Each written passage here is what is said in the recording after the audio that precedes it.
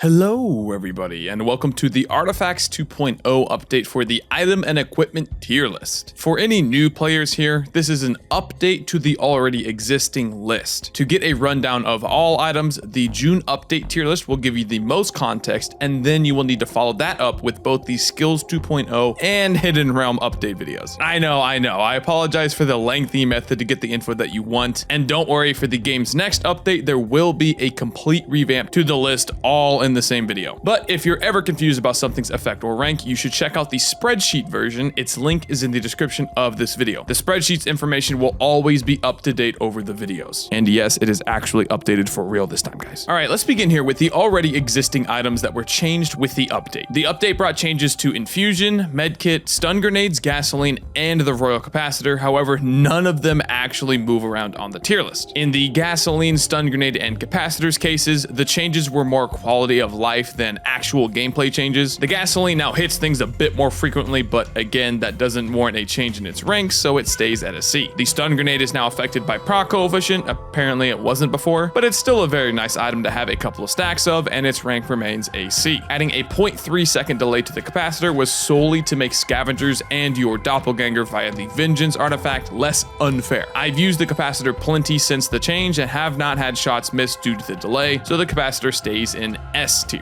The medkit and infusion both received some actual numeric tweaks. First, the medkit went from 15 to 25 HP on the heal. However, the activation time was increased from 2 to 3 seconds. You may think that the 66% buff to the heal compensates or even negates the only 50% nerf to the activation speed, but it doesn't. Right now, it just feels too sluggish, and in cases where you actually need the medkit's heal, you pretty much need it right away. And now that heal is pushed even further back in time. Medkit remains an A in the early game and a C the rest of the time. Infusion now increases both the total HP and HP per kill for each stack rather than just the total HP. This makes filling multiple stacks faster, but does not actually increase the overall power of the item, so infusion remains an A. Now let's move on here to the new additions with the update. Repulsion armor plating gets an A. It's a common item that reduces all incoming damage by a flat 5 per stack. It affects both hits and damage over times, despite the wording suggesting that only hits are affected. Now, the damage you can take never goes below 1, so you can't get true immunity to damage. However, you can technically stack enough repulsions to only ever take a single point of damage, but good luck with that. The way I see it, repulsion armor is absolutely fantastic for the early game, where most of the hits are low in value, and it scales pretty well. Getting just 1 or 2 stacks of the armor is very noticeable for your overall survivability early on. They are especially good at mitigating those frequent smaller hits that slowly whittle your HP down, and for the larger hits, once you're moving into your second loop or so, the teddy bears can just pick up their slack. I'd recommend going for repulsions early on over teddy bears, and then prioritizing the bears once you're out of the first loop. The death mark gets an A. Now, hold on. Yes, its effect is powerful. Very powerful, in fact. 50% increased damage to an enemy per stack of the item is just insane. I really want to give it an S. Seriously, I do. However, death mark's issue lies in the lack of consistency due to needing 4 separate debuffs to get it to proc. Multiple stacks of the same debuff do not count, so 4 stacks of a burn or a bleed will not activate the death mark's damage increase. Here is a quick rundown of all of the debuffs we as players have access to. For the debuffs that all survivors have access to, we have burns from the gasoline and blazing elite affix, bleeds from the tri-tip daggers and the saw meringue, heal disable from the malachite affix, pulverize from the shattering justice, and 2 different types of slows,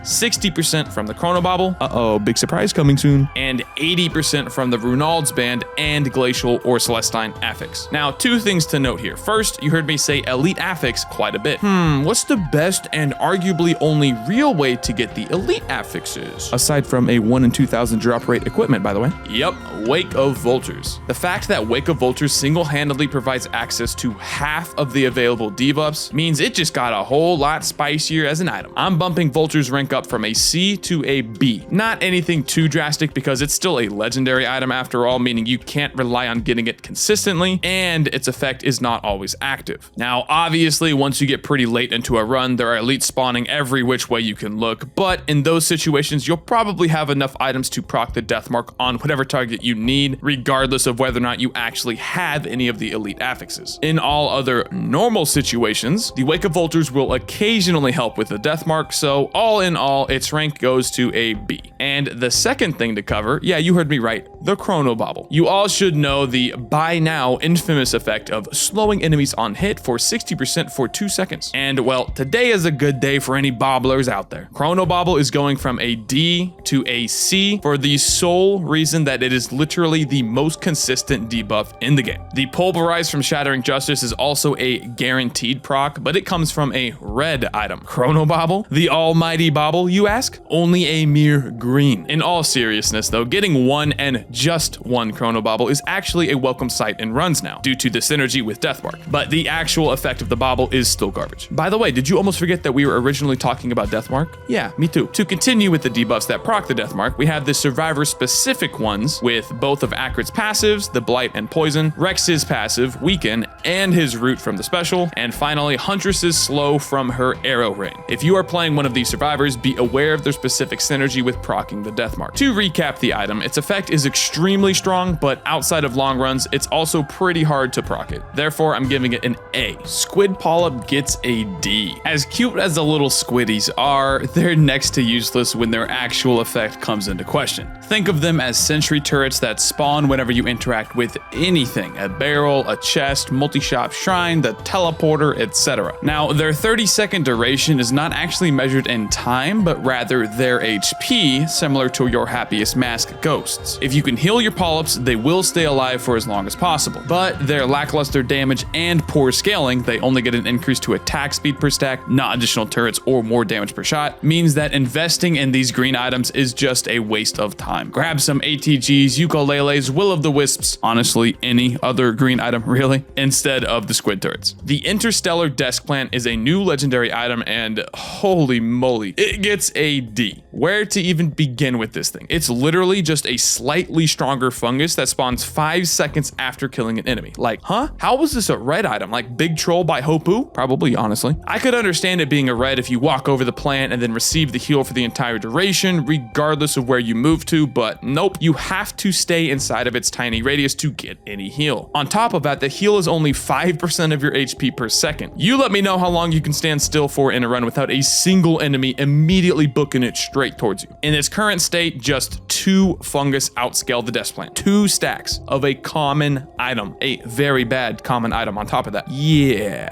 Can somebody say recycler? Last but not least for the items, we have the new Lunar Focused Convergence. I'm giving it an A. I really like the concept of this thing. Reducing the charge time of the teleporter, but making the stakes higher by reducing the size as well. Voila, beautiful. Note that the stacking effect is linear and has a hard cap at 3 stacks. Going past 3 stacks of convergence will do absolutely nothing. But at 3 stacks, you have reduced the charge time of the TP basically by half, which saves you a ton of overall time in the run, presuming you can take care of the TP boss in that time. Convergence is meant to be an item for more experienced players that want to keep the fast-paced and engaging combat loop for as long as possible. Now, you'll still reach a point in your runs where everything gets obliterated in the blink of an eye, and when you're there, having less time to wait and literally do nothing while the TP charges is absolutely amazing. Personally, I would like to be able to invest even more in reducing the TP's charge, maybe reaching a certain number of stacks would instantly charge the TP upon killing the boss or something like that. For now though, Focus Convergence is a very fun item and deserves an A. Moving on now to the new equipments, we have the Recycler and the Sawmorang. By the way, I should mention here that the new boss item we received is actually just the artifact shards that you use on the boss to unlock the artifacts. They're not an actual item. So first off, the Recycler gets an A.